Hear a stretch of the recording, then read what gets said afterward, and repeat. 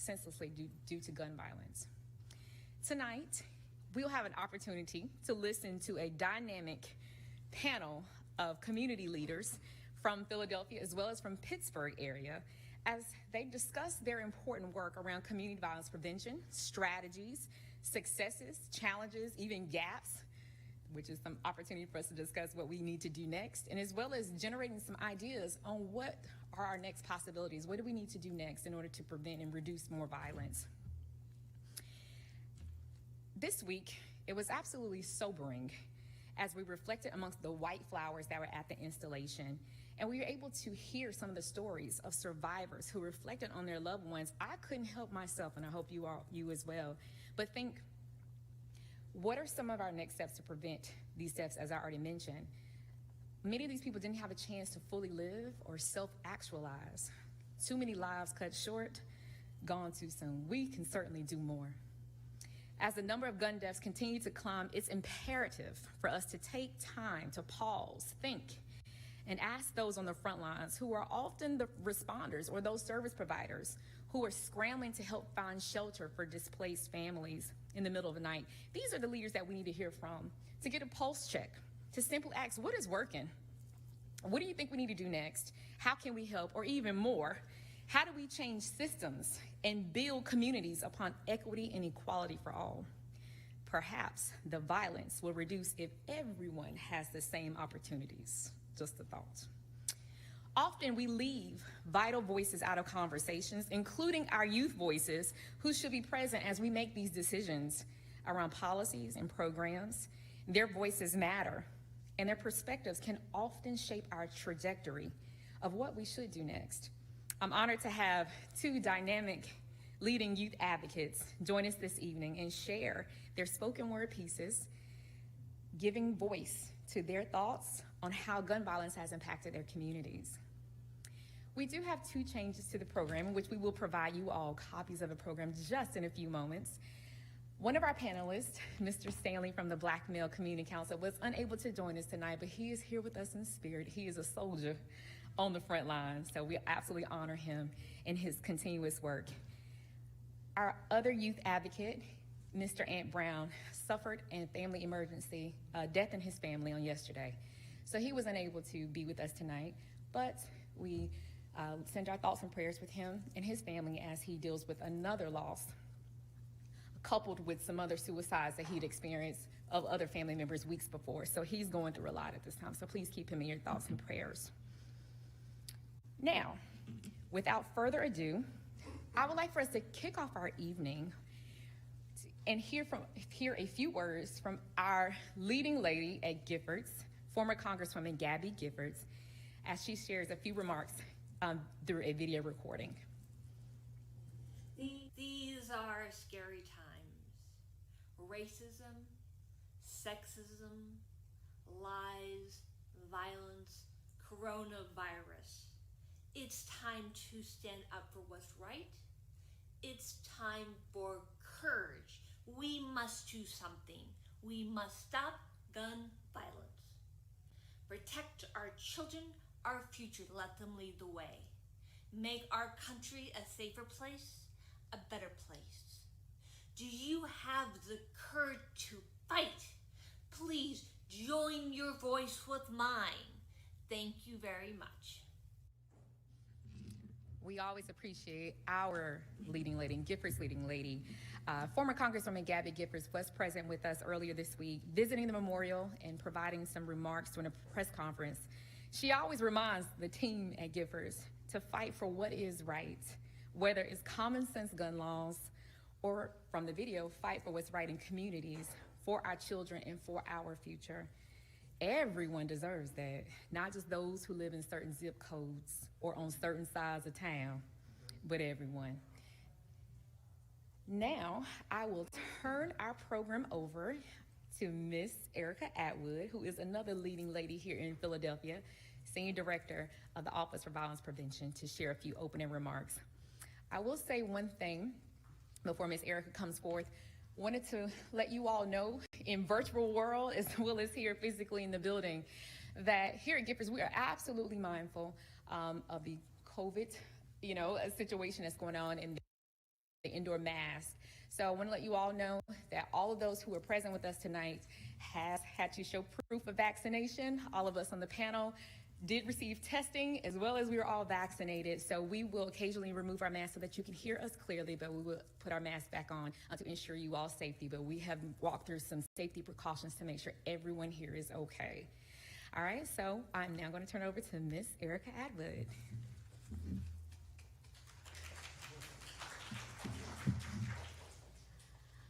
Good evening, everyone. I want to, Tiffany and I have become fast girlfriends in this work,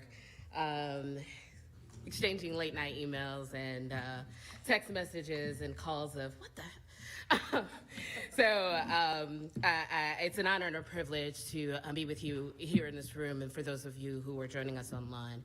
And I want to thank you for the privilege of speaking with you today and to open up this discussion on how we are approaching our work towards safe communities in Pennsylvania, even at a time when we have faced unprecedented setbacks and challenges.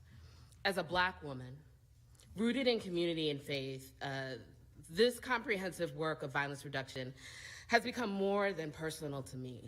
As we see news story after news story of another life cut down by gunfire. In 2020, Philadelphia lost 447 people to gun violence, the most gun violence-related homicides in 30 years. It feels like we are losing a generation of young people. There's no replacing the limitless human potential once it is stolen from us by the piercing of a bullet. We know we have an incredible amount of work ahead of us, not just in reducing violence, but in addressing the long-lasting trauma left behind after the gun smoke dissipates. For the survivors who are with us in this room and online, I want you to know that our prayers are with us, our thoughts and our hearts are with you. We do this work because of you, and we want nothing more than to prevent what has happened to you from happening to anyone else. Currently, I serve as Senior Director for the Office of Policy and Strategic Initiatives for Criminal Justice and Public Safety. I have held several leadership roles, leadership posts across both the Kenney and Nutter administrations, including leading our Police Advisory Commission, our Office of Black Male Engagement, and serving as a protocol officer in our City Representative's office. While I've been honored to serve in these roles, I see this position as an opportunity to bring home the training and experiences I've gained over the years working across the country.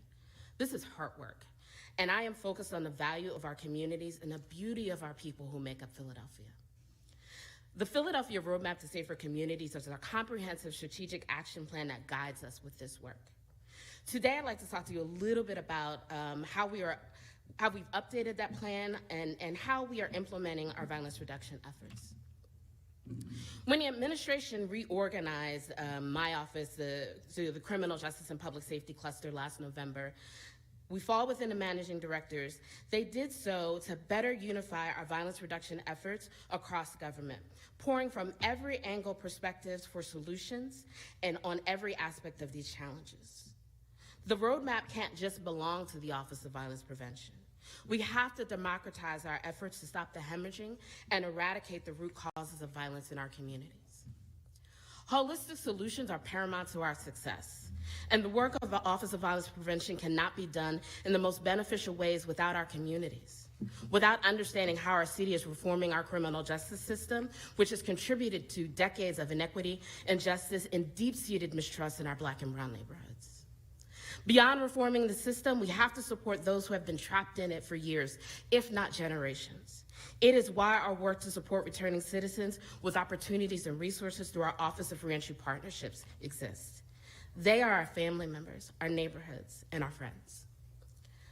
Under our new plan, we are tracking quality life indicators, including where shootings take place and analyzing the areas experiencing violence. We are looking at who got shot, who did the shooting, and how they may be one and the same. Additionally, we are also working with our criminal justice partners to deal with the proliferation of guns, including straw purchases, and tracking the disturbing trends of shootings and homicides that take place in homes where it's more difficult to intervene. We know we are not alone in these struggles. Nearly every major city in the country has reported sharp increases in deadly gun violence. Still, we are strengthening our coordination of our work here at home. With our Group Violence Intervention Program launched a year ago this month, the Community Crisis Intervention Program, our Violence Prevention Partnership, our Warren Initiative, and the Police Department's Operation Pinpoint Technique. Gun violence reduction and community health and safety cannot happen without investing money back in the community as well. It is why we have invested in our targeted community investment grants over the last 3 years. And now in partnership with City Council, we have launched our community expansion grants. It is also why my cluster has administered microgrants to local organizations, helping to advance the administration's goals of reform and supporting returning citizens.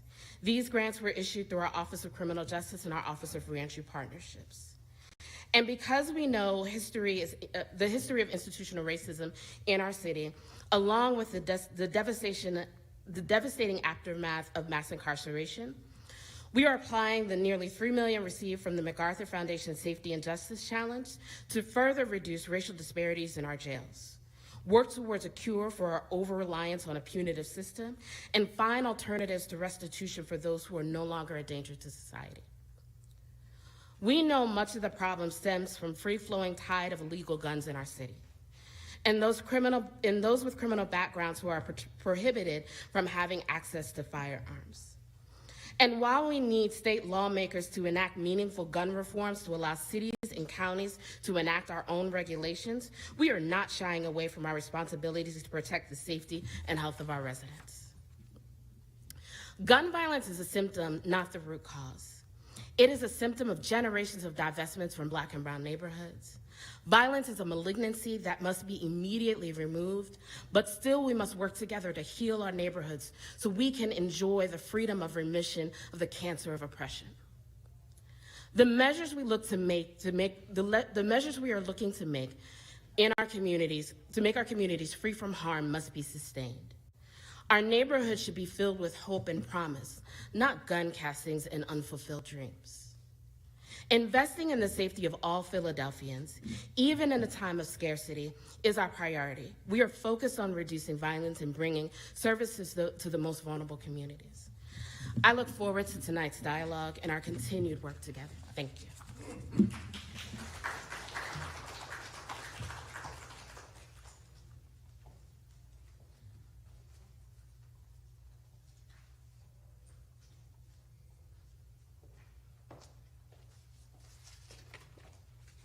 All right, thank you, Ms. Erica Atwood. All right, next up, we have another leading lady here in the city of Philadelphia, my dear sister and colleague, Ms. Shantae Love, who is the director of EMIR, Every Murder is Real. She's gonna come and share with us a little bit about the state of gun violence in Pennsylvania. So let's welcome her.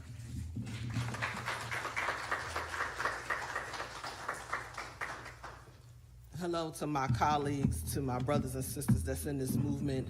I say welcome, I say peace to you all, peace to you all, peace to you all, as we begin to have this dialogue of something so important and the opportunity not only to talk, but to make a paradigm shift as we focus on and strategically focus on our communities and building Black and brown communities in Philadelphia. But I'm gonna give you a little snapshot of the state of Pennsylvania and what's the importance of us investing in Philadelphia.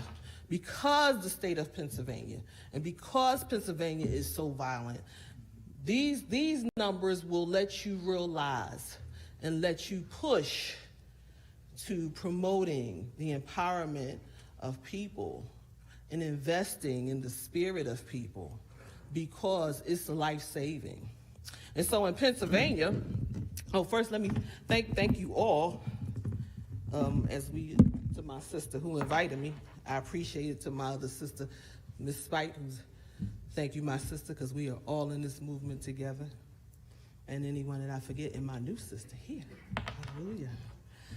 So in Pennsylvania, first let me say this, that there's many challenges as people are asking, what is community violence? Community violence, and the interpretations range differently. And sometimes funding and people pushing what should be in community violence is different.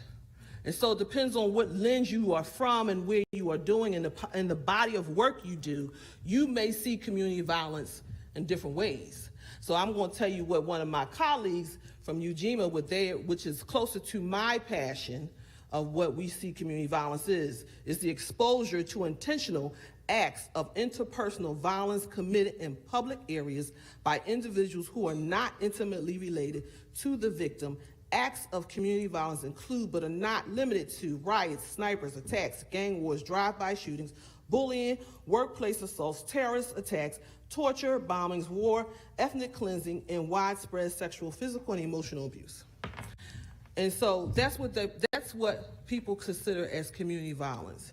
And so in Philadelphia, we just see it as our communities being tore up, basically. And in Pennsylvania, you'll see that nearly 40,000 of Americans die each year in Pennsylvania. 40,000. Pennsylvania, someone dies every 6 hours in Pennsylvania to gun violence. So by the time you get home and get settled, somebody else has gotten killed. While you were on your way here and got yourself ready, someone was already killed. Approximately 312 children are killed with guns every year here in Pennsylvania. So when you start to think about the numbers that I'm saying, and you relate it to my sister Erica, who tells you about the devastation that's here in Philadelphia, you see how it correlates and why the investment of us is so important. What you also witnessed was that gun violence, the rate of the deaths, is increased by 15%, 17% nationwide. Here, we are increased by 15, but the country is increased by 17. We are too close to that number. The rate of suicides, people do not talk about suicides, and in blacks, we don't talk about suicides. But what you will see is that the pain of this violence and the pain of poverty, the pain of lack of education, the pain of lack of hope, peace, that you have our people shooting each other or blowing their brains away. And so to stop those two things from happening, we must always understand and know what is going on and what is the numbers saying. These are the data, and then we give you the stories behind it. But then we also got to give you how to fix this. And that I will tell you, and people always know, I say we have the answers. We are the answers. And that we need to push us being the answer. And not only being the answer, but being the voice.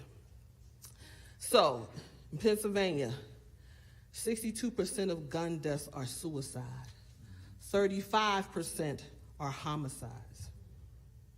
Nationwide, 60% are suicides, and 38% are homicides.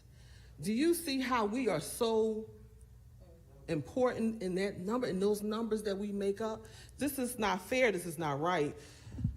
People always say, well, in order for us as individuals and people who love our communities, we understand the impact of gun violence to the emotions, to the families. But when some people are just saying that, well, what does that mean for me and I'm not in that community? That means that the cost of gun violence you're paying for too. That we all pay. That we are the 25th highest societal cost in gun violence. That in Pennsylvania, we spend $12 billion in gun violence. $567 million paid by taxpayers. Those are the numbers. Our young people are dying at a rapid rate to gun violence. Our children are shooting each other, or they're in the crossfire of this mayhem. And what you'll see is that we have average over 100 children that are murdered every year in Pennsylvania. 63% of those deaths are homicides. In the U.S., only 58% of gun deaths are children and teens are homicide. And so you say, okay, Shantae done rambled some numbers off. And she done told you this large amount of devastation that you're already living. currently. Because if you care about your community, you know what it looks like and you know what it feels like, because you are not only the one that's helping people, you're wiping the tears and you're feeding people and you're planning for funerals and you're trying to give them a place of hope. It's like, where do we go? And so my colleagues, when we say where do we go, is having those type of resources to make this right and to fix this. My colleagues that's in Chester and my colleagues that's in York, yes, they are more of a smaller suburban community, but their crime rate is high. And their access to resources is much limited than ours in Philadelphia. My sisters and brothers that are in Pittsburgh, Allegheny, Philadelphia, we're seeing these numbers of violence, and we are all trying to convince the elected officials and so people that hold the purse strings and create policies to drive money to community groups and at the community level that will make a significant difference. We all know, and if you don't know, I'm going to tell you, that the Department of Justice says it takes 5 years to change the culture of a community. Why are we talking about funding for a year? Why are we not talking about a serious investment in people? Why are we not discussing a 5 to 10 year commitment? That's necessary. We can't change these things in a short amount of time, because it was a long amount of time of pain. It was a long amount of time of communities that's been oppressed, lack of education, lack of resources, lack of health care, lack of employment, lack of home ownership. All of the things that create violence and crime is a poor community. And investing in a poor community, an impoverished community, and creating what I call the playing field equal gives us a shot. That equality in resources is too important. That we can't sit by and say, oh, there's going to be millions of dollars coming through the state of Pennsylvania and millions coming through the city of Philadelphia, and not strategically focused on community violence and those that are leaders on the ground that's doing this work. They must be supported to feed their families. We have watched, and I have watched ministries develop, my brothers, Men Who Care of Germantown here. Ministries develop around saving our communities must be invested in the same magnitude that we are doing the development. Just imagine that we're talking about a development of the inner person, the development of a family, the development of a neighborhood. And in order to do that, that means resources. And why community violence support is necessary? Because it does a few things. It gives the people who are the people living there the opportunity to not only empower their communities, but to shape the direction of where it goes for their young people. See, what I'm talking about is not what's going to happen today. I'm talking about sustaining and realigning a whole neighborhood so that their children and their children's and their children could survive. And we have to do that by investing not only in community violence and violence interruption programs, hospital-based programs. People say evidence-based. I say evidence-based and evidence-informed. Why? Because we know that COVID has changed a lot. And what may be working now hasn't been studied. And the fact that we have had to readjust and to pivot because of COVID, we know that my colleagues are doing some awesome work. They just haven't been evaluated to be called evidence-based. But they have captured evidence-based protocols and pieces and components and created models to sustain and to save their neighborhoods. That's why it's important. Hospital-based programs that being right there, connecting people who have been victimized or who have caused harm or who is prone to cause harm or who have been harmed. Connecting with a community-based program is essential. You can't do it without us. It won't work without us. It won't work because we know the people trust us, the people believe in us, and that our investment of standing there, even when it's chaos and craziness, don't leave. Because we don't leave. And so if we invest in that, and I'm talking about not only just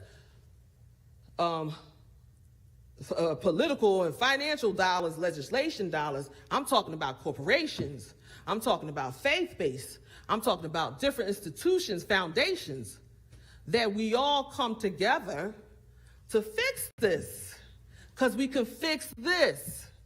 This is doable. We are smart enough. We have resiliency enough.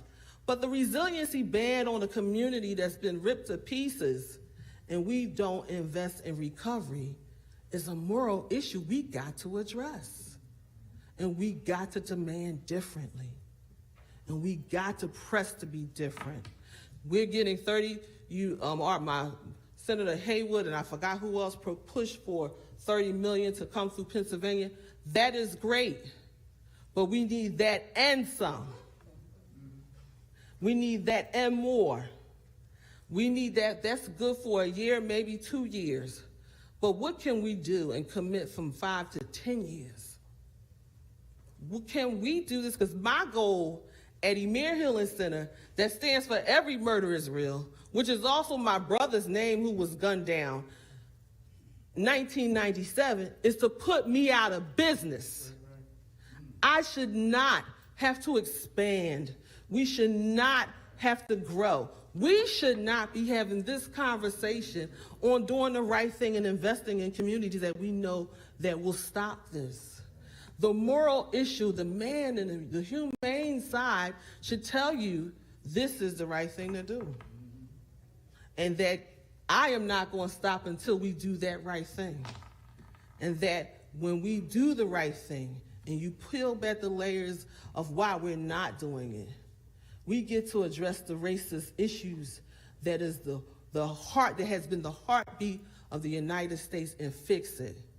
Because the heartbeat should be the heart of people. It should be the heart. And we should change that.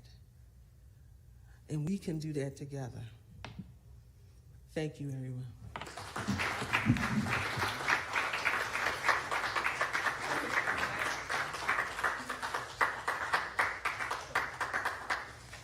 I think we can go home now. I mean, I think Shantae just about said everything we need to say. Do we need a panel? All right, Shantae, thank you, my sister. We appreciate you and your heartfelt words, and all that is so true.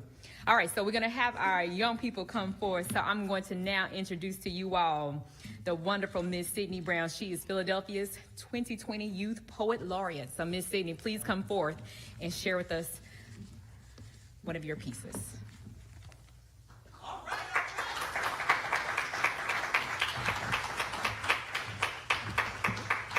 Thank you, Miss Tiffany, for having me here. I'll be reading a poem I wrote entitled Round Trip. Life is like a round trip. The people with privilege are the captains of the ship. They don't want to say that we're sinking, even though that's what we're all thinking. I can't drown. I can't bring myself to die, not when they think they have the power to make us cry. They stare racism in the eye like it's their friend. They'll do anything to bend the rules for them. I wish that words could cure humanity, maybe free us from insanity, because these ships will keep on sinking, and those SOS lights will keep on blinking unless we help. Life is like a round trip, and I adore it. Life is like a warship, but we can restore it to its natural glory. Because this story gets gorier and gorier every day, and people think that sinking battleships is a game that we should play, like starting wars is the answer. They spread hate like cancer. They put prefixes on our rights to be American, African American, Asian American, Native American. If we kneel during the national anthem, they call us anti-American. Like we have to stand for a country who puts our men on the concrete, cold feet, neck deep in brutality, blood-stained, in pain. They think they own the world because of white supremacy. They take us down so we don't fight back the enemy. They mock our culture but want our whole identity. If I fight for justice now, will it come in the next century? We always stay divided.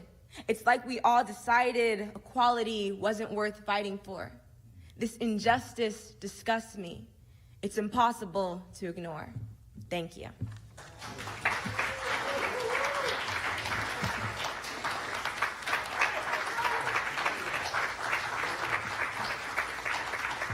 All right now, Miss Sydney. That was good. That's good. Yes. Now we're going to welcome Miss Cassidy Troutman. Miss Cassidy is coming from the Pittsburgh area, and she too is a youth advocate and mentor and a spoken word artist as well. So Cassidy, please come forth and share your thoughts with us as well.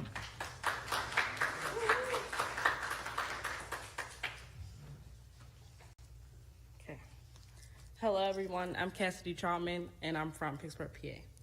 Okay. My poem is called Why is Violence a Trend? Sirens in the news are what I watch out for, to hear what and what goes on, to hear about if your peoples or if my peoples may be gone. To be a black kid, gun violence could be all you know. I wake up to it, I go to sleep through it, I daydream about it. What it would be like without a gunshot in my ear, in my dreams, or what I fear.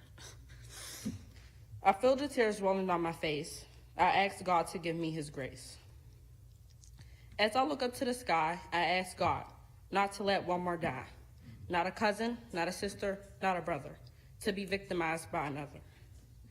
The pain could be unbearable, which can make it even harder for the next. I felt it, I've lived through it. I know how it feels to hear a relative has been shot and killed. Life without gun violence is something we are living for. To be able to roam places, hang anywhere without taking caution. Living in fear where I live, not everyone has to worry. Knowing when and where not to come outside is something I want to end. Put your gun down, young men. Let's try this again. Walk with them, talk with them, be their friend. Thank you.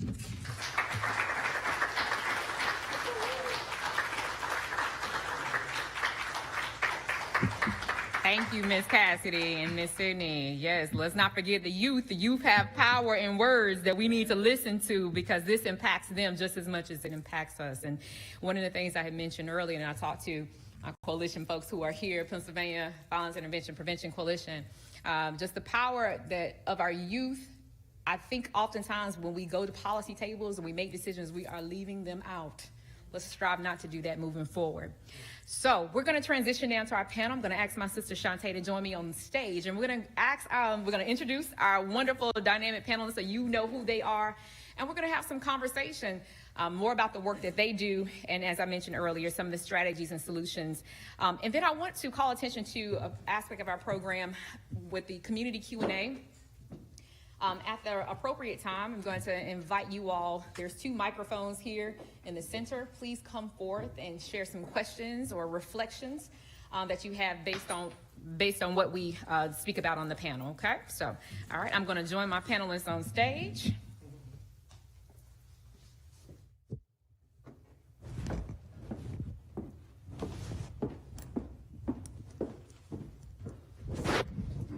All right. Hello, can y'all hear me? Hey, I'm in the house. All right. So I'm so honored to be here, sitting in the presence of these amazing people here. So let me just go through and have folks introduce who they are. Ms. Shantae just gave a phenomenal take on it, right? She's the director of Every Murder is Real. And so next I'm going to have Mr. Cornell Jones tell us a little bit about who he is, just a brief introduction of who you are. Peace. Peace, everybody. There we go. Let's do it again. Peace, everybody. There we go. I like that energy right there. I'm Cornell Jones. I'm the Street Outreach Director for the City of Pittsburgh, also known as the Group Violence Intervention Coordinator for the City of Pittsburgh. Just glad to be here and serve with my brothers and sisters. Thank you, sir. All right, next we have Mr. Richard Garland. Good evening. I'm Richard Garland. I'm an assistant professor for public health practice at the University of Pittsburgh. Graduate School of Public Health. I run their violence prevention project and a series of other programs. One is called GRIPS, Gunshot Recurring Injury Prevention Services, where I see the gunshot wound victims that come in the 4 major trauma units in the city of Pittsburgh and Allegheny County, where I offer them services depending on their needs. Another project I do, I review all the homicides in Allegheny County, looking at the trends. Based on those trends, we try to work with the young people whose dads have been murdered, to mentor them. And the other project that we do is have an outreach component in Allegheny County, working with young men and women trying to stop the violence. And then I have a reentry program. We're working with men and women coming out of the state and federal penitentiaries, where we're providing training for them to get into unions and other opportunities in Allegheny County. Wow. All right. Thank you, Richard. All right. Next, we have Reverend Waller. Please tell us a little bit about who you are. My name is Alan Waller. I'm the senior pastor of the Enon Tabernacle Baptist Church here in the Germantown section, Mount Airy section, Philadelphia. I'm probably the least relevant voice up here tonight, and I want to acknowledge that. And what I mean by that is there are persons in this this audience that should be in my seat. Dorothy Johnson Spate with Mothers in Charge, G. Lamar Stewart with Tailor Made, Joe Budd with Germantown, Men Who Care of Germantown, and I'm glad that Shantae is up here. Every Murder is Real. But I also represent being a free voice. I think the critical conversation tonight, there's unprecedented money getting ready to be spent on this issue. And if we're not careful, new voices from outside of the community are going to line up in the community to grab funds for the community that will never get to the community. And so, because the church is not in line for that, I think I'm free enough to raise questions like, why is Gabby Gifford coming to Philadelphia to organize us? Why are other organizations taking such interest now?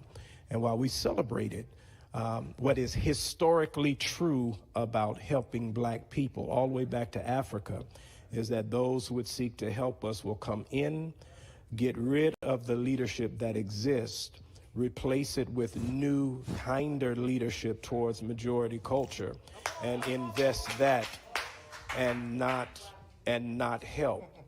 The reality is Philadelphia has a whole lot of people who are doing a whole lot of things, and if they are funded correctly, we can fix our own problem. And so we're prayerful that this is an opportunity for us to speak that and see that those that have been doing the work before the pandemic and doing the work before this recent crisis will be properly funded. So to the extent that the church is a place where all of us gather, I'm here to represent that. Yes, sir. Thank you all. Thank you so much. All right, I'm going to start off with a question. And Shantae, you mentioned this in your speech and about what community violence prevention is. But I want to ask each of you, what does that mean to you? That was a pretty broad, obviously that can encompass quite a bit, but what does that mean personally to you? I'll start with you.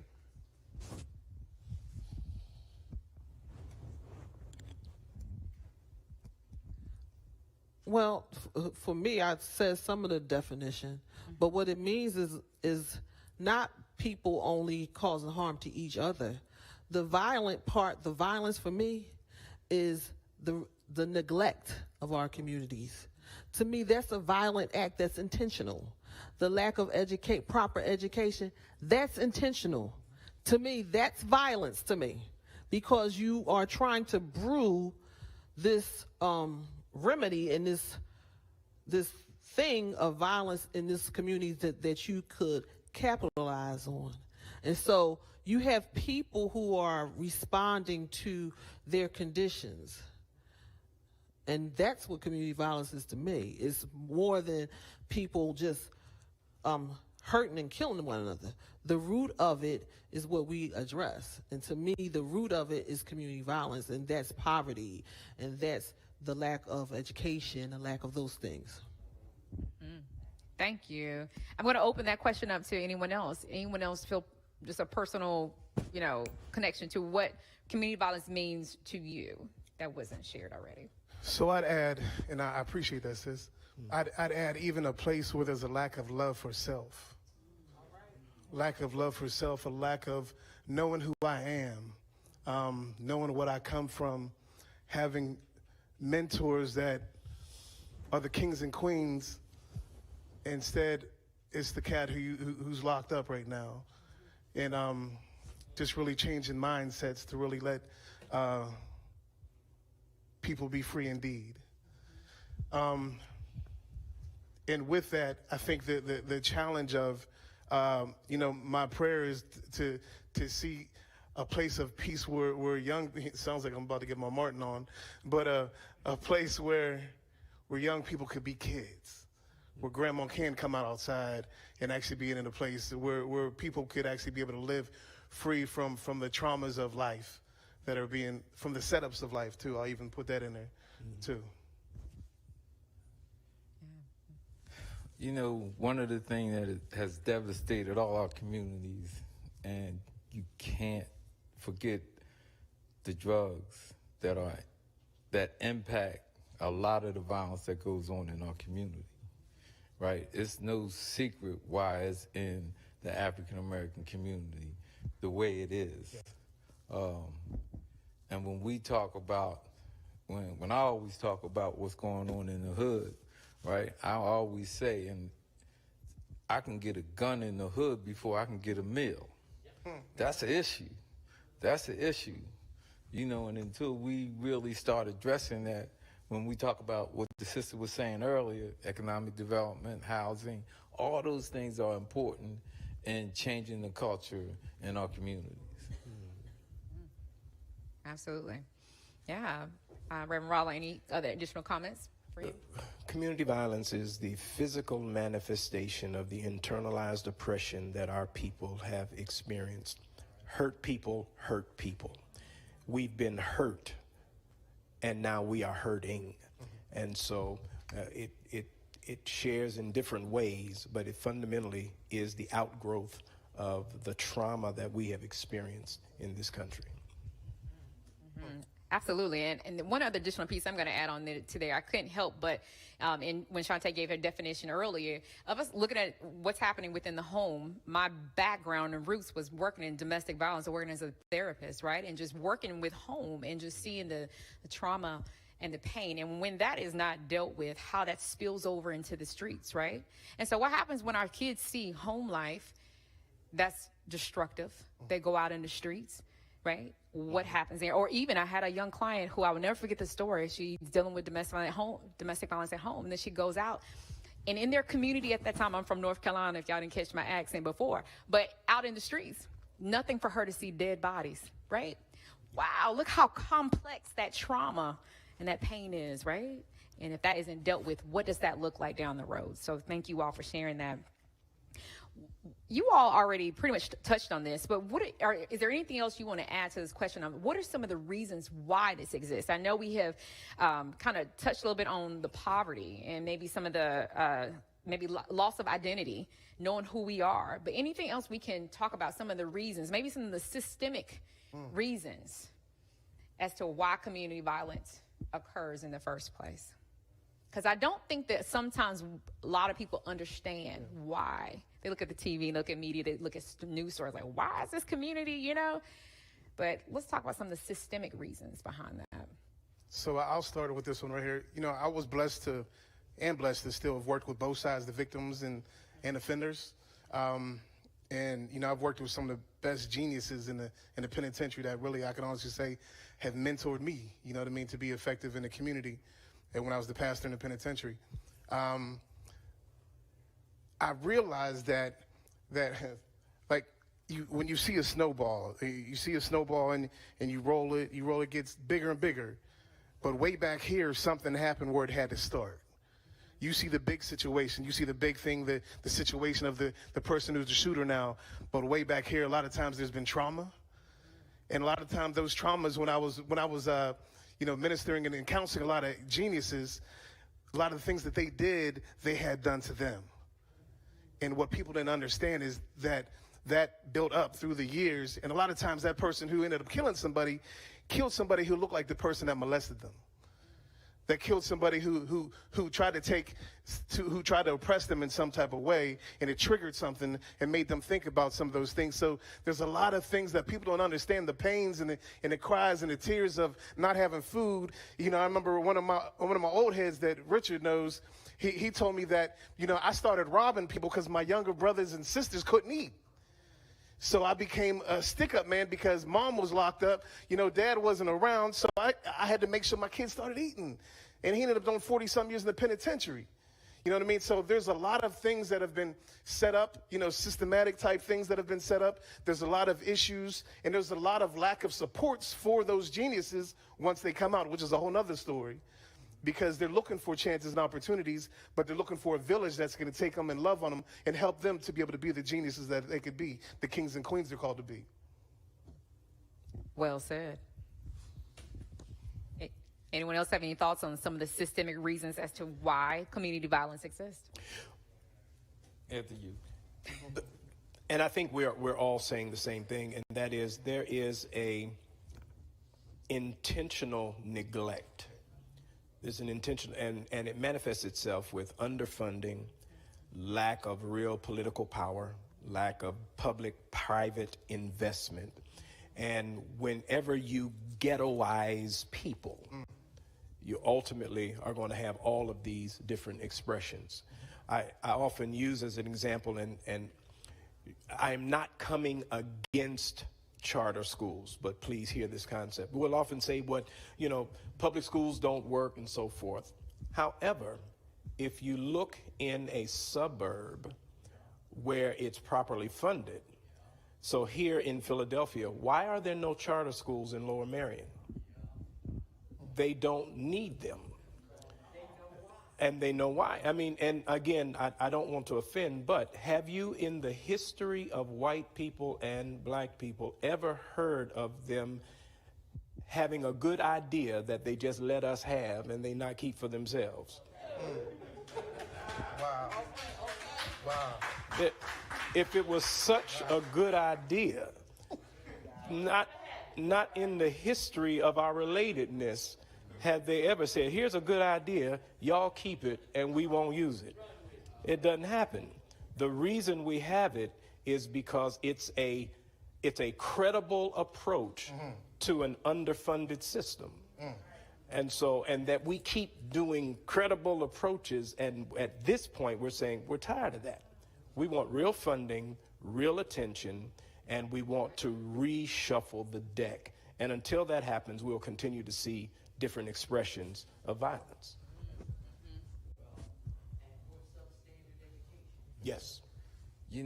I have been taught by some of them, as Cornell said, some of the geniuses. I got 23 and a half years in the penitentiary.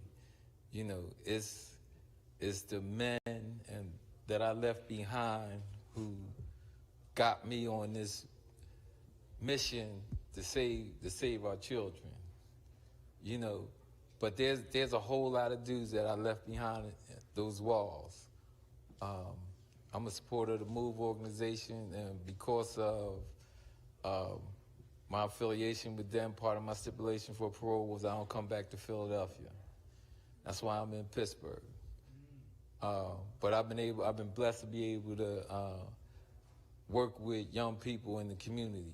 I believe in our young people. If they're given the proper direction, believe it or not, there's a lot of people that don't think that young people look at us, the adults. They watch us. Guess what? So that means that we lacking in some of the things that we're doing, that make them go the way they go. I believe that it does take a village to raise a child. we got to get back to that mentality. I don't care if you're from North Philly, South Philly, West Philly, wherever you're from. You know what I mean? We got some leaders that we need to support. And that support isn't like the sister said, a year of funding don't mean nothing. You know, if you really want to make an investment, it has to be 5-10 years, you know, for us to change, really to change the narrative. It's about changing the narrative. And I believe in our folk. Well, let me jump in on what all of you are saying, and I agree with all of my brothers. But I want us to get into a little bit about us making that shift, making those investments, watching other groups like Reverend Waller said. Now you got groups coming in lined up because violence for other people is money. It is a huge business. And you will see people making more money off of this violence because it has not stopped, and they're projecting more violence, and they're adding and you see the systems of our education that's not working. And I agree, Reverend Waller, if we added charter schools, why we just didn't fix the schools? Because when you look at it, charter schools is really, they really are public schools. That has a different they just in a different umbrella. And they run themselves. Why are we not looking at those systems and the systemic racism around policies, and that also have gatekeepers to funding, and challenging our leaders to step up to the plate? They got to do better than this. And I will say, especially for clergy, Reverend Waller, you being here was because everybody can't say that. They can't say that.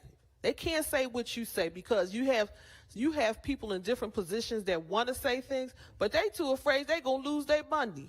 They too afraid that they're going to lose their position. They too afraid that they're going to be singled out. Oh, they're not going to get that because they said this. And so when you have clergy and faith leaders, when they step up like you step up, it's because you're not worried about none of them, because you answer to God, to the King, and that's it. Yeah, that's cool. Good stuff. Yeah, we're going to clap on that. So I want us to go back just for a second to talk a little bit about, Richard, you brought up about youth. And so I'm curious to you all, how essential are youth in your work, and how do you incorporate them in your violence prevention strategies or initiatives? And let me say this, let's talk about first 18 and under, and then I have a separate conversation about what do we do with young folk 18 and older, because that is a missing piece of how do we provide programming and services for that older young adult crowd. So let's first talk about 18 under youth. I think that is critical. We like to say at Enon that we're unapologetically youth oriented, and I think you have to get to young people. Jawanza Kunjufu, 30 years ago, wrote the book, The Conspiracy to Destroy Black Boys. And he points out that black boys between the ages of 7 and 9, it's around 7 years old, when they begin to hear the messages that you're not preferred in this country. One of the things that we have that I do is called the Young Abrahams. It's for boys 7 to 9. Because right at the age when they're beginning to receive the messages that you're not preferred, you're not wanted, it's when that stuff sets up. And we have designed a ministry to simply suggest to them that you are preferred, that you are absolutely important. I think that we have to change the narrative. Part of the problem of our culture is that we don't love our children, we tolerate them. We've got to get back to loving our children, which then also means raising them. And that's a part of the message that has to be talked about as well, in terms of, you know, the fun part of being a community leader is when you can holler at white people.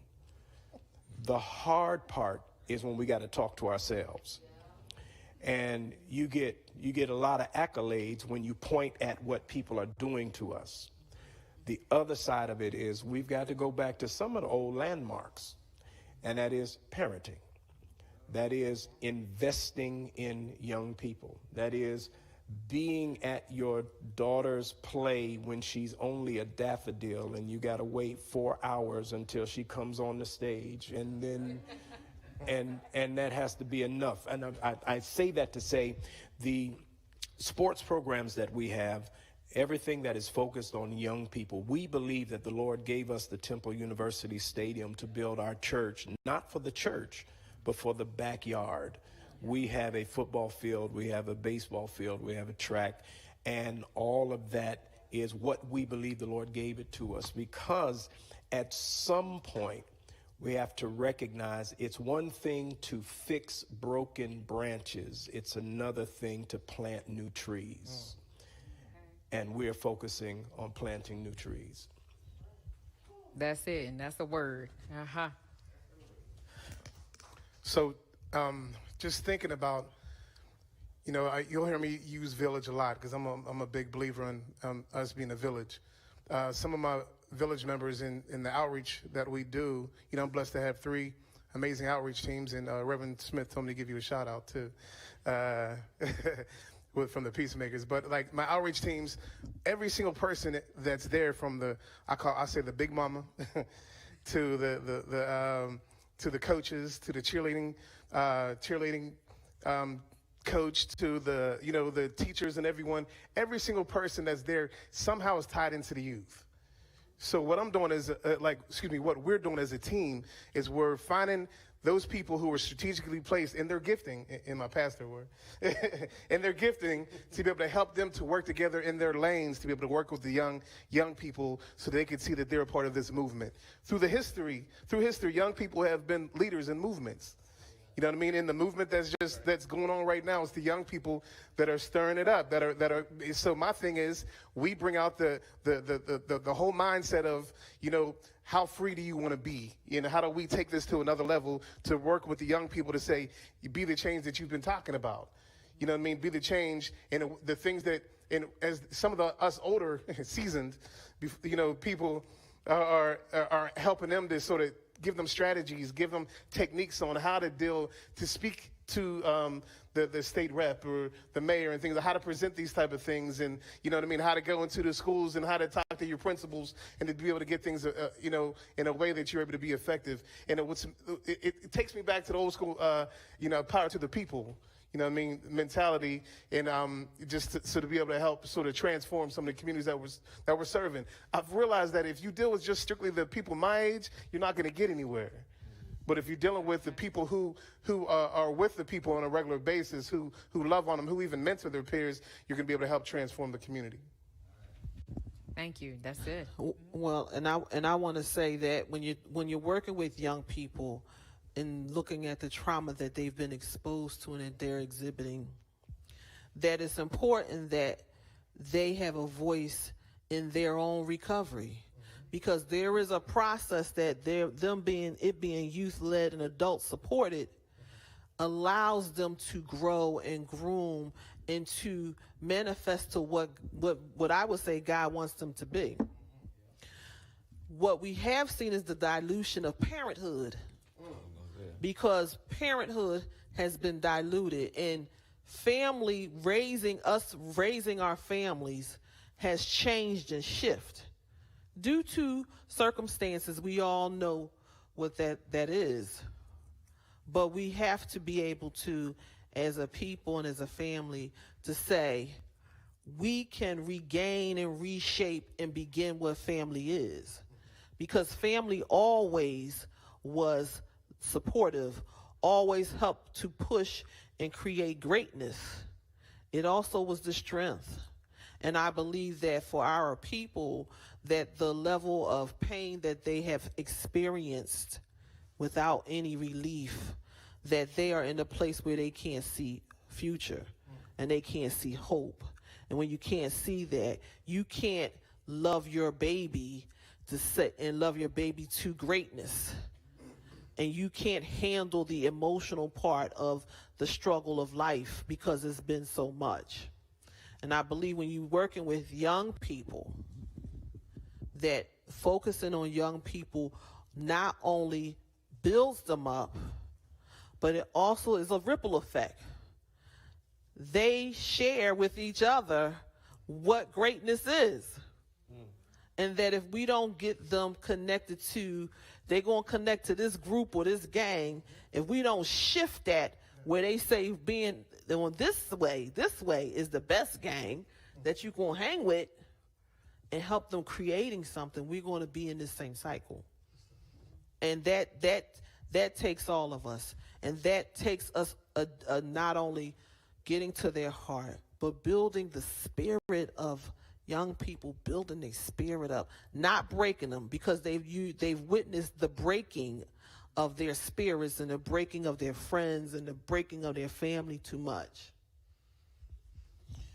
Did you want to say? Yeah, one of the things is, perhaps I'm in the weeds, one of the things that I see in our communities is the rate of homelessness of our young people.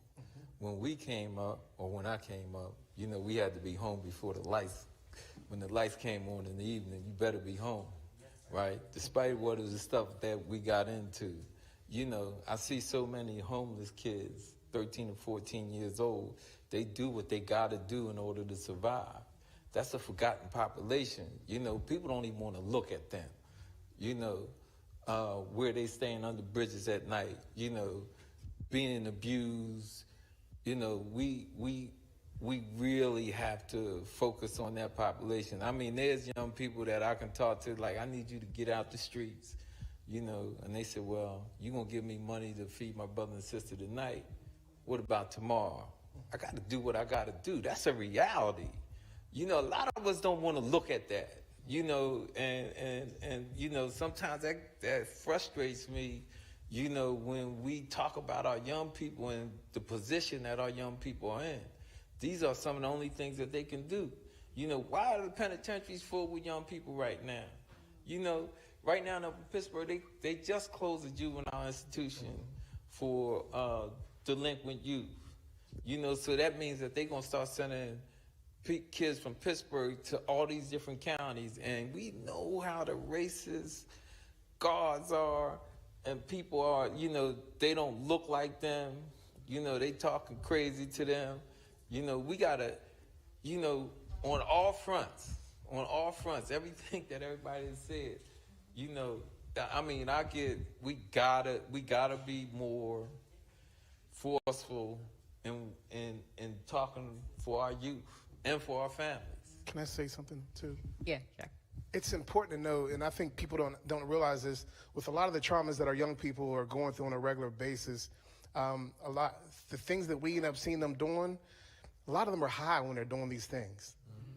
And I'm talking about like lit, to the point where when I worked in the penitentiary, I go see them, and I'm talking about some young ones that came in there that just got a body, and they're like, look, that wasn't even me. You know what I mean? Like, I was so tore up. But a lot of times, the reasons that are getting so tore up are because of back to that snowball, the traumas, the situations, the things the pains of, I'm tired of seeing my young brother and sister not being able to eat. I'm tired of this and I'm that, but I got to do what I got to do. So with that, if I numb myself, y'all know what I'm talking about, numbing myself.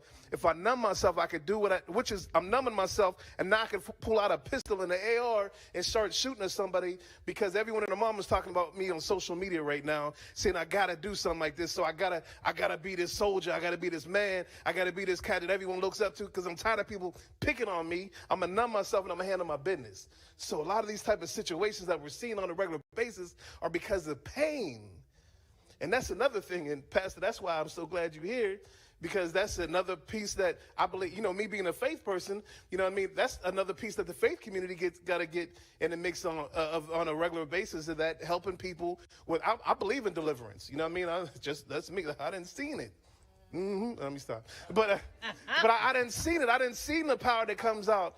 But there's a role that all of us have because some young people are in pain. And one thing that I realized, I remember this one guy came to me and he hugged me. He's like, can I get some money? But when he hugged me, he's like, I'm hurting. And I'm like, yo, like, what do I have to be able to help him to be set free? You know what I mean? So of course my lane and my spiritual lane kicked in, but I got to give him something in the natural too. And that's why it's so important for all of us as being pieces of the puzzle to work together, because I could be able to call Rich. I call Rich in a second and be like, this young boy this young girl that I'm working with needs to get out the hood tonight. Rich is like, I'm on it. Which means that we got to be able to work together in unity to be able to help our babies. And I'm almost done. And what they're also looking at is to see how we're working together. Because sometimes we set trip like the streets.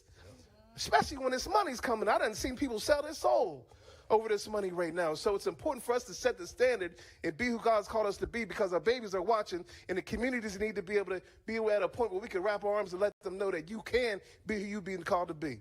That's right. Well said. Now here's part B to this. Yes, ma'am. This right here. All right. So now we just talked about 18 and under. So what is often a challenge is how to work with young adults 20 and up, because oftentimes we'll see in the media reports, we see young people who are the shooters and they're 23, 24, 25. That age range that's outside of sometimes the funded youth programs, because oftentimes we do see that trickle down. It has to be a youth program, it has to be this particular age range. But what happens when they are the young people who are outside of the funded age range? What do we do with the young adults who are impacted? Well, let me say that, and that's where the disconnect is because most of the things, that's that gap. And so because it's not you starting to see the trend now where they're saying you are able to offer support service from 18 on up. That's a new thing because people have recognized that's a gap. After 18, people to consider you an adult. And so you're supposed to know. And so then, because especially in our culture, you grown, right? Yep. But that's where I believe us as communities, faith-based, all types of programming, focus on that group of people because they are in the middle of still setting their life up. And so we can't let them go.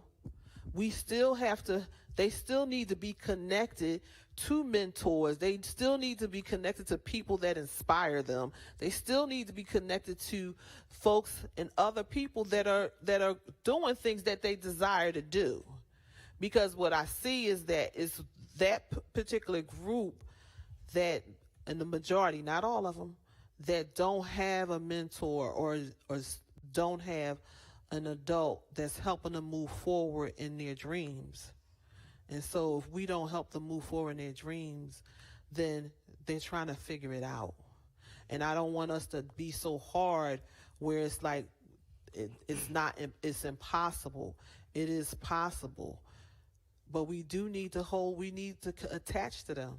Because this is my own philosophy. I do believe that once 18 hit, two things happen. People say they're grown, they should be able to do it no better, and services normally stop then, and it shouldn't.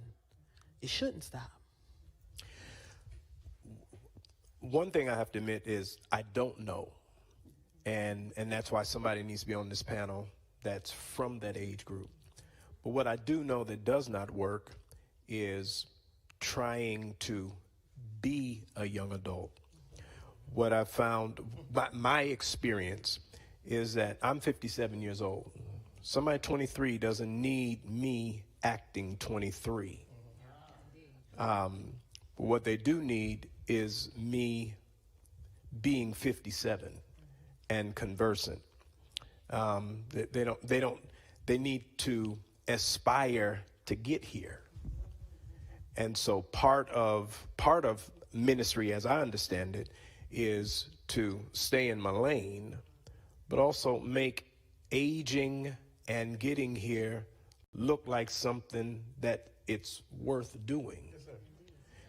And not complaining about being here, not mad. I'm not mad at being 57 and helping young brothers envision themselves in this space as opposed to me trying to fit in their space. But to the rest of it is, I think we have to bring people in that have that conversation. But what I am clear is that they don't need a bunch of old heads acting young. Yes, sir. Mm-hmm. I think we have identified an area that our communities need to address. What do we do with their young adults? And this is great conversation, because I'm sure maybe some of you all in the community as well have wondered what happens to the 23, 24, 25-year-old who needs support or services, but where do you send them, right? If they come into your care, where do you send them for the support? And so that may be an area that we need to look at within not just Philadelphia, but across the state and probably across the country too. I'm going to ask the panelists another question, but for those of you all who in our audience who have a question, I would like you to make your way to the mic so we can prepare for community Q&A. But I do want to ask my wonderful folks here, what do you wish federal, state, city leaders would understand about your work and about the support that you need from them? So I'll jump first. Something that's important to me is to understand the importance of the outreach worker. A lot of times the outreach worker is somebody who is used to be in the streets, who got a record, someone who has made a transformation in their life, who puts their life on the line on a regular basis. And a lot of times that person is the one who could, I'm the old head now, but that's that one that I sent out to reach that 18 to 22, 23, 24, person who, because they respect them because they're looked at it as an OG. That person for me is because of that work that they're doing should have a chance to be able to look at getting expunged, for the record, a chance to be able to get benefits, a chance to be able to live a life where people, where society is like, okay, because of what you've done to be able to change, people's lives, we're going to give you a second chance. We're supposed to be about second chances. That's what it was written down. I saw it and I read it. I just don't believe it. Yeah. You know what I mean? So I think that's important to be able to give those people second chances, to be able to give them the resources. One thing I learned is if you pour into those people, they'll pour into other people. My outreach team said to me recently, and this is something, that I think is important to share. They said, we pour into everybody, but who's pouring into us right now? So I had to put on my pastor hat, you know what I mean, and say, how do I pour into my people so they could be the most effective and so they could get so that the mission gets taken care of, but they're able to be successful in what they're doing and being able to be good parents, good whatever it is, because they're making pennies. They're making pennies in it, but their heart is huge and they want to do what's best, and I want them to get an opportunity. So I think that's important, but to also understand that we can't be about the business of Band-Aids. We have to be about the business of really dealing with root issues to be able to set the captives free. You know what I mean? So that's important to me. And making sure that, and this is something that's important to me, the community has to have that, to realize how much power we have. A lot of times, the people like me and Rich, we'll go to the things and we're like, this is what we need. But, it's almost like the Verizon effect. We need the village to say, this is what we need and we're getting it now. And if you don't deal with what we're telling you to do, then you have to deal with the consequences of our votes being taken away, things like that. So we have to realize that there's empowerment in us working together to be able to help, deal with the situations that are going on, because people are listening to people who are voting. And so it's important for us to all realize that there's power in numbers, and to be able to make sure that if you didn't hear me before, you hear me now. Well said. Well, I will tell you what's important to me is that we address the trauma that has been impacted in our communities, generations of trauma, and that have the ability to do that type of trauma work so that they do be free of it as we address and changing their communities. Because I do believe that untreated trauma perpetuates violence. Yep, I agree.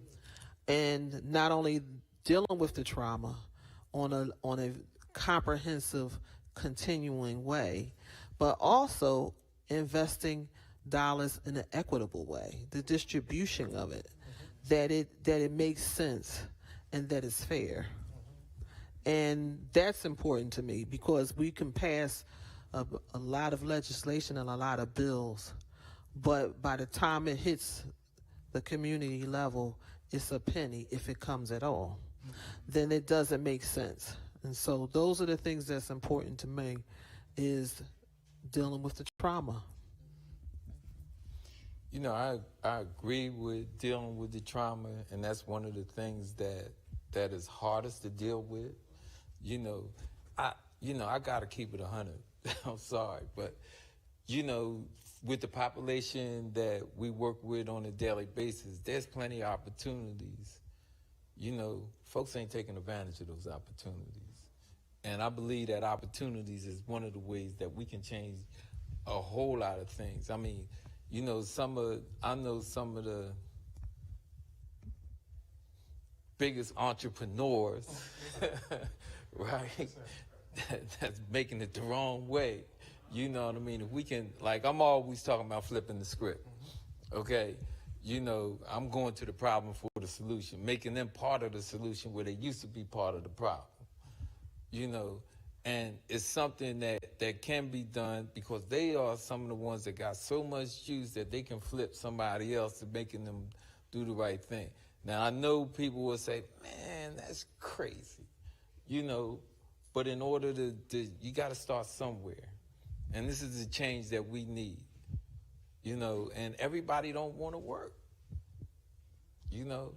and we got to get our young people, we need training, we need them to be trained, especially in this third world community, and I think our biggest problem is these things right here, right now, when we talk about violence, because you see Facebook and all social media, you see where they doing a whole lot of stuff, and right now I got a video of a young man that was just killed in Pittsburgh, where they filmed the whole thing. That's all over social media. So we really have to really address that trauma and that mentality that our young people are having. Now, that ain't every young person, but that's a population that I'm engaged in. And Cornell is, and everybody that's on this panel, is trying to really change the narrative. We have to change this narrative. It's important that we don't let this go. And we do that, especially when you talk about a year's worth of funding. That ain't enough money. If we ain't talking about 5 to 10 years worth of funding, it don't mean nothing. I would want leaders to understand that even though the church, my organization, is not a monolith, it's still the most utilitarian organization in the community. If you want to get to black people, the progressive churches in any given city or community is the best way. And so partnership is important. And I would say that even for para-church or community organizations, if you want to be able to maximize your reach, partnership with the progressive churches in your neighborhood is important. The church has earned a dubious distinction. At times we're backwards. At times we are insensitive. At times we have not addressed the community. And so it's fair to critique the church.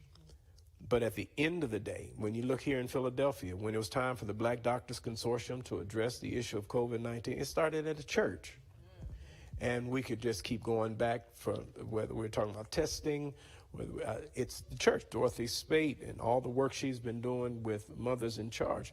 There were connections with the church, Men Who Care. There are connections with the church. Historically, when we've done it best, the church has been at the center. And when we have been our weakest, it has been when there has happened to be a divorce between the church and organizations. And so I would hope that leaders recognize, and even though we all have a piece in this pie and we're all guilty, if we're going to win, we got to work together. Indeed. The importance of partnership and collaboration, right? Absolutely. I'm going to pause now and allow the audience to ask maybe one or two questions. So if you have something that is on your heart or reflection, please make your way to the two mics in the center and just share briefly what's on your heart and mind as a result of our conversation here on the stage. Thank you, panel. A lot going on in my mind right now because it's a lot happening in our community.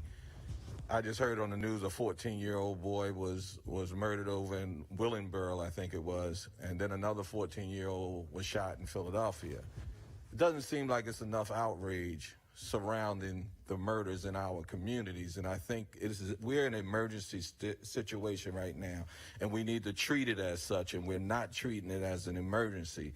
And I think it's important for us as the community to push our community leaders, our politicians and everybody to make sure that they look at this as an emergency because our children are dying every single day. And it's important that we treat it that way. But I wanted to say, we talk a lot about, reaching those older, but I think somebody talked about the root and Pastor Waller talked about planting seeds and fixing branches. I think we need to look at our schools. I believe that we have to allow the community to be in our district schools. We've been fighting for years to get in schools in our neighborhood. We just got access to a school for a summer camp, which we were able to engage 5th graders to 9th graders. And I tell you, somebody talked about trauma, somebody talked about issues that our children are going through. We really saw it firsthand, and we need to address that root. And he talked about the village. We've been talking about the village. These are all our kids. Whether you have young ones, whether you live in the suburbs or wherever you live, these are our children. We need to embrace them. We need to love them. And those young boys are hurting. They are really, really hurting, and they need black men to step up and be examples. Our push is going to continue to be our push to get in these schools, these district schools, for community to get in. And they're charging us money to have events in the school, which in my mind, that's a public space. Why should a community organization have to pay money to be in a school to help combat gun violence? It makes no sense. So to any politician watching this, we're coming. We need to have access to these schools. Martin Luther King should be a community school. Roosevelt Space in Roosevelt, we should be able to use those gyms, that space for the community and be able to reach our children. So every time I get in front of a mic, that's what I'm going to talk about, getting us in community spaces so that we can address the issues in our community. Because think about this. The children that we need to reach, they may not go to the church, right? But if they're in those schools and their parents, because we need to engage the parents also, because we had children come to our camps that their parents didn't bring them. He got up 12 years old, get up in the morning, feed himself, his little brother, and come to camp. Yeah. And he stayed all day, and then he walked home by himself, a couple of them. So what I'm saying is give us access to those spaces. And not only that, it helps the teachers, too. Think about it.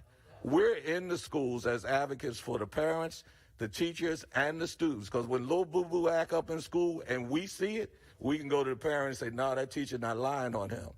He really was acting up. And when that teacher, who might not look like our children, is doing something they're not supposed to do or not doing what they're supposed to do, we can call them out right there. And that's one of the reasons I believe they don't want us in these schools. Because think about it, in our district schools, about 85% of the teachers don't look like the children they're teaching. How are we allowing somebody to teach our children that don't look like them?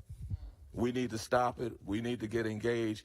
And for all the politicians, these politicians know, whenever I get a mic, that's the first thing I'm going to say, get us in these schools. Thank you. Thank you. Well, let me say something before you. That's my sister, Roz from Save Our City. I apologize. I did not recognize you with your mask on. When he talks about community partnerships, we all know, and people who, especially those who look at evidence-based and in different projects, it has to have a community connection to be successful. It doesn't matter what you put together. If the community is not connected, it's very likely it will not be successful. And so I agree. It needs to be a requirement. Principals should be having community partner relationships in these schools. That's part of their jobs. They should be having community partners. And like you said, if there is no, and this is what people don't realize, community partnerships and community groups, they show young people God.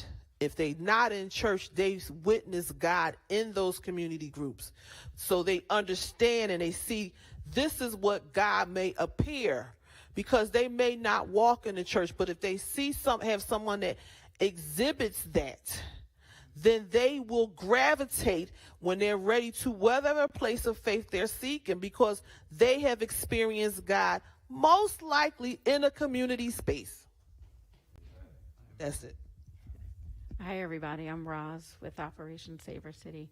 I just have a couple comments and just a quick reflection on what I experienced the other day at the memorial. I didn't see too many people that looked like us at the memorial, which was kind of sad because Philly, we've been experiencing so much homicide. I myself am a survivor of an attempted homicide, but also lost my boyfriend, Talbert Jackson, to murder, my identical twin sister to suicide, and my brother, Alexander Martinez, to murder. Case is currently unsolved. So the fight for justice for me is everlasting, but I'm also frustrated with the fact that politicians that look like me turn their backs on us because they're into the money that's coming in that is gentrifying my community. I'm an outreach worker in Kensington, and I see a lot of sadness, frustration, homelessness, addiction. And as a resident of Kensington, a mother, a grandmother, there's no reason why I should be plugging up 3 gunshot wounds, reversing 789 overdoses. Recently, the overdoses are folks that look like us, when it used to be a white people problem with people shooting up, and they look like us. The kids that I'm reversing look like us. Just last year or a year and a half ago, I reversed this kid who was ODing, who had a high school lanyard around his neck, and he looked like my son. So my brothers that are in the space, I need your help in Kensington, because I want to see my grandson grow up. 2 Saturdays ago, I was stabbed twice with a syringe, reversing an overdose. So I can really use your help for the men in the space. Thank you. Thank you, Roz. And sir, you'll be our last comment for tonight. Feel free to share. Thank you. My name is Donnell Drinks. I'm a co-founder of Grown. And first, I want to thank everybody for this conversation. I agree with everything y'all said, but it's one thing that we omitted from the discussion, and the young lady here just mentioned it, and it's regentrification. We use the word community a lot, and we have to redefine that word now, because I'm out in the streets every night, and the people that we're trying to touch and reach don't belong in these communities. They don't feel a part of these communities. Don't feel a part of them. So when we talk about communities, we got to talk about it in a more detailed, nuanced sense. We're talking about our brothers and sisters. We're talking about our young children. But when we say community, a lot of this regentrification is the reason the violence exists, because they were pushed out of places where they lived for generations and put in other places where other people live for generations. And usually we take Liberty's on our own block. But guess what? That wasn't our block. And so this is a discussion that we talk about systems and systematic oppression in all these different areas. We don't have no equity in these neighborhoods. We don't have no equity, and we don't buy in. And people are more inclined to tear up what's not theirs. When you got yours and mine, I'm going to take care of mine. But guess what? I don't have anything. So we got to talk about a whole more robust discussion, not only about the root cause of the violence. We're not only talking about the trauma. We're talking about equity. We're talking about a reason to feel a part of something. And we talk about the church. Everybody has an onus to play in it. But we talk about the family. Squeak, I know you personally. I don't think you recognize me with this mask. But we serve time together. And so when we talk about bringing other people to the conversation, we talk about a whole demographic of voices that are no longer in this discussion. We talk about raising a village, but a lot of the men aren't there. And that's not no fault of their own. It's systematic mass incarceration, drugs. There's a lot of things play into that. So when we have these discussions, let's make it in a robust sense and not only look at pointing the finger and trying to understand what the problem is, understand that the problem exists every day and we don't even recognize it as the problem. So you talk about Kensington being an issue. Last week, the city of Philadelphia came down and destroyed an encampment of homelessness and pushed them down. Guess what they did? They went down, further down Frankfurt Avenue. They further down. They didn't destroy encampment. They had a news op and moved the tents down the street. But yet you tell me PHA is building a multi-million-dollar house building on Ridge Avenue? So when we talk about these discussions and violence, it's a whole bunch of tentacles, and let's not ignore regentification is one of them. And that's not that I think y'all omitted it intentionally, but it's something that we don't make that connection. But it's direct correlation to poverty, regentification, education, trauma, food deserts. All these things play into it. And if we forget that, that narrative is changed. You say we got to change the narrative? No, we got to control the narrative. Because we are the narrative. Thank you. Thank you. I appreciate the three of you all coming forth to share what was on your heart and comments. And I'm sure there's others who may have some things. And I definitely hope that following our event tonight, you will engage with our panelists to ask questions and to maybe even exchange contact information, because this conversation will not stop today. This is just one of many that we will continue to engage and continue to work on till we see change happen, not just in Philadelphia, Pittsburgh, across Pennsylvania. That is our work.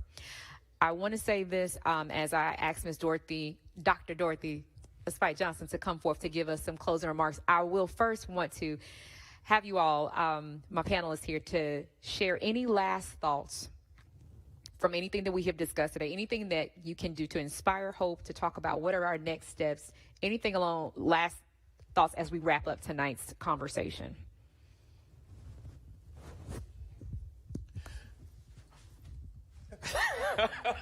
or not. Well, at the end of the day, I'm grateful to have been a part of this conversation. And at the end of the day, I am a preacher of the gospel of Jesus Christ.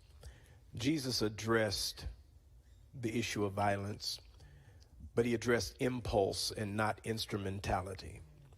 He said, you've heard it say, but I say. You've heard it say, don't murder, but I say, don't even get mad. At some point, we have to talk about how we individually, through spiritual resources, control our anger and turn every narrative around. I believe that some of our best days in our community are rooted in a relationship with God, and for me, as revealed through Jesus Christ. The farther we get from that, the worse we get. And so I think it is important to have the conversation about spiritual grounding if we're going to make it as a people. And so everything we do is fueled through a conviction that God was in Christ reconciling the world to himself. And if we can get that message out with tangible expressions of love, something can change. Thank you, Pastor Waller. Any other lasting comments? Don't feel pressure, but anyone else want to say something where we wrap up? I do want to say one thing: consistency.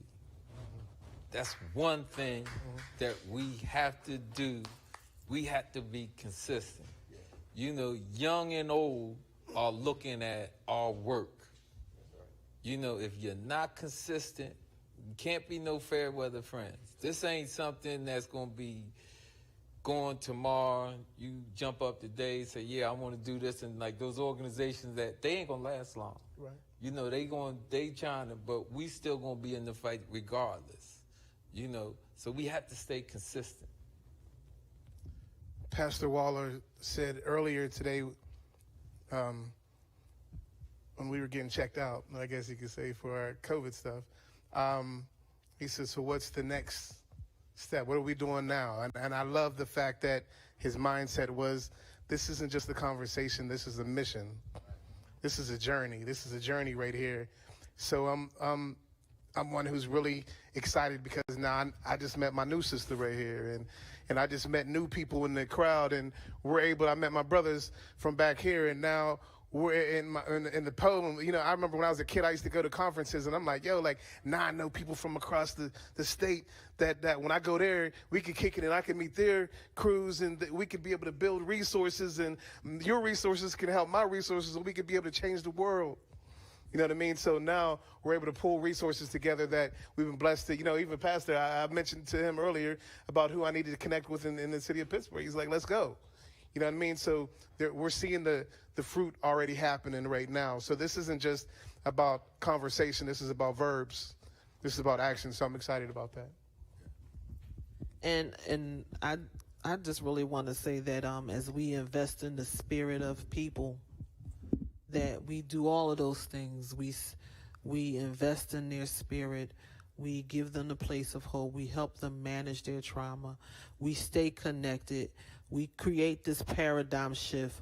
We create the narrative. We regulate the narrative, and we give images to our people of what love looks like and feels like, what it feels like, and that they can feel it, touch it, see it, and it's tangible.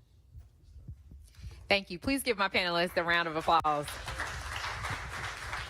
And now I'm going to have Dr. Dorothy Johnson Spike come forth. I think I flipped it around last time. Dr. Johnson Spike, please come forth and give us closing remarks. Hang tight, and we'll conclude in just a second. Love you. Good evening. Voices of Hope, crucial conversations on community violence prevention strategies. That's what we've had tonight. I want to thank this amazing panel. Of course, my sister in the struggle, Shantae, my pastor, Reverend Waller, and welcome to the city of brotherly love and sisterly affection. Those guys from Pittsburgh, thank you so much. You have been inspiring to me because oftentimes I need that they are folks that are in and on this journey with us. Consistency, 18 years. My son was murdered 20 years ago. I started Mothers in Charge in May of 2003. And to be standing 18 years later on the front line, still fighting this fight, it's tough. It's painful. Every day we're getting calls from mothers, fathers, families who had to bury their son or daughter because of a conscious decision someone made to take someone's life. And it's painful because I had that personal experience. I am unfortunately uniquely prepared to support those families, and that's what we do. But in addition to that, we do prevention, intervention, and education. We call it PIE.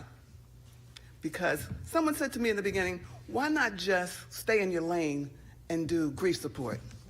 Well, violence is too much of a complex issue just for us to do that. There's so many things that contribute to violence, and you've heard most of them, a lot of them tonight. But there's some things that I want to talk about, and Tiffany asked me to talk about solutions. Love is a key, and love has to be shown on every level, in the home, in the community, and with our elected officials. they've got to be the example as well. Everyone has something to do with solutions. In order to do solutions, you got to get along. You got to show some love. We need that with our elected officials. I don't know that we see that every day. And the folks in the community see that they're not getting along. So we need to all come together because the blood is running in the streets like a river of our sons and daughters and loved ones.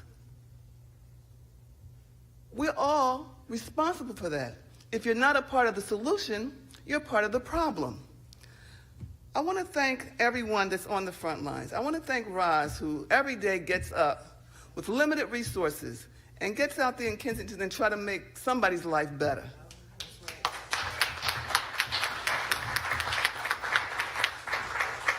And I want to thank the men who care and all of the other folks in the room that maybe I haven't met. We all got to do this. Everyone is responsible for what is happening. We all have to make a difference, and there's something each and every one of us can do. You don't need a PhD, you don't need an organization, you just need the passion and the love to want to save somebody's life. And we got to be more consistent with our young people. They're looking at us and they're dependent on us. We've got to be an example and a role model for them as well. Who else? And don't expect someone's going to come down from some other wherever and make a difference. We have to be the solution we want to see. You don't have to lose someone to get involved. Maybe you don't want to. That would be the reason.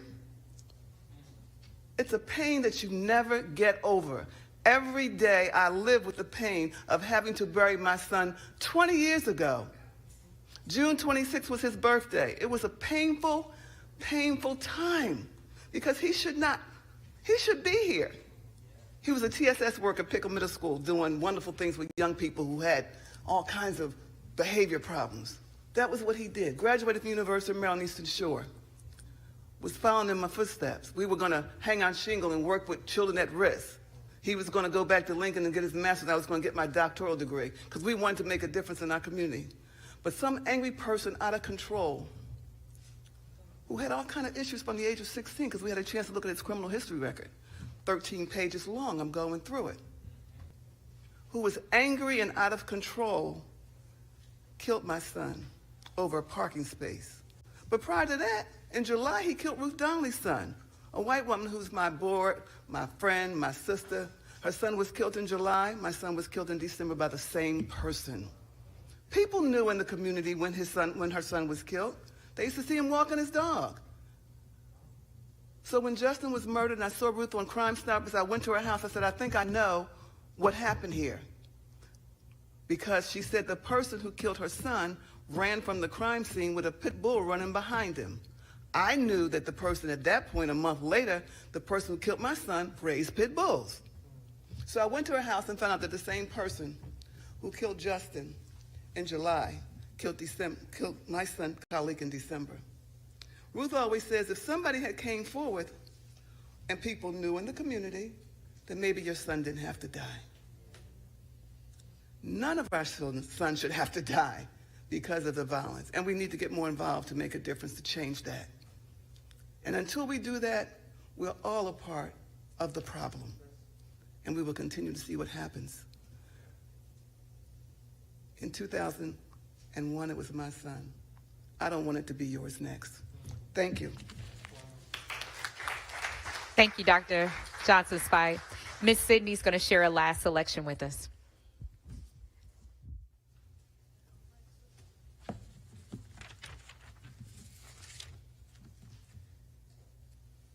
This is another poem I wrote entitled, Do You Ever Wonder?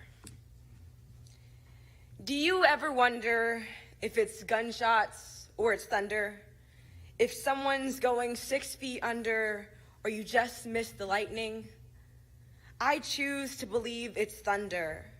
I don't think I could stand another life being turned into a number. Do you ever wonder when people will be treated as people? How many lives until we're treated as equal? People walk with privilege strapped to their back, guns ready to counteract somebody's complexion. Try walking through life with constant rejection of your identity because stereotypes are all they see. Just because I'm black doesn't make me less American. Just because you stole it doesn't make this your land. I won't stand for the excuse, I thought they were a criminal. That seems quite trivial after they're dead. I'll spend my whole life trying to get unity stuck in your head. I can run without being a thief. I can cough without being a virus. A whole race can't look like the enemy. I can't believe you're still trying to divide us. I still have my whole life ahead of me, and I'm not giving up now. You can't silence my voice. And when you come for one of us, we rise up. You give us no choice. Thank you.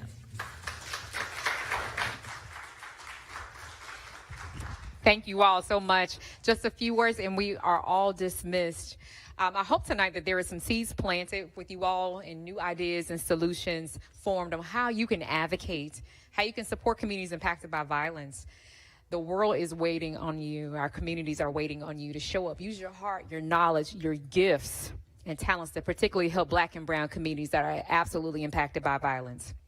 Please, when you think of solutions, always, always, always think about these leaders here. Make sure you are including them in your solutions, in your plans, because they're the ones doing the work. They're the ones that know, and oftentimes they're not consulted as much as they need to. I want to make sure I also share with you all, there is as you all know, I think maybe we have shared this before, the Giffords Memorial installation ends today. So if I don't know if there's light outside anyway, but hopefully you all have had a chance to go out there and visit the display at Independence Hall. Like I said, today is the last day. But also I wanted to let you all know there's another organization called the Gun Violence Memorial Project. They are creating an opportunity to do some more memorial work where you can participate by contributing an object in memory of your loved one and sharing their story. They will be at the Discovery Center tomorrow, August 26th, that's today and tomorrow from 3 to 7 p.m. So you are free to drop off an object just to memorialize your loved one. So they too are helping the community to celebrate and honor the lives of those who were lost to gun violence. Oh, yes, ma'am.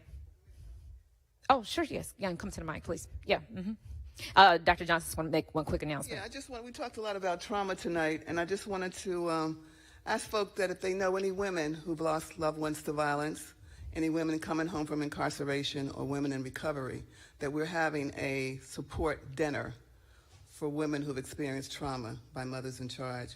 We have a special guest speaker from New Orleans, Fox Sybil, and her husband Rob, who did 21 years. It's going to be Thursday, September 9th at 5:30 at the Hatfield House at 33rd and Girard. Any woman that you know or in your network, your family members who've lost a loved one, coming home from incarceration, or dealing with other kinds of trauma, a special dinner. Thank you, Anthony. Thank you. Thank you all. If you all need to hear that information some more, please see Dr. Johnson's fight afterwards. Thank you all again for coming out and participating in our conversation. Thank you to my panelists and our other program participants. Anyone else did you have something? Did I see our senator walk in? Senator Street. Yeah, Senator Street. Yes, thank you. Thank you. Senator Sharif Street has come by. So thank you for your service and coming by to see us. Thank you all again for tonight. Let's keep this conversation going. Stay safe until the next time. Good night.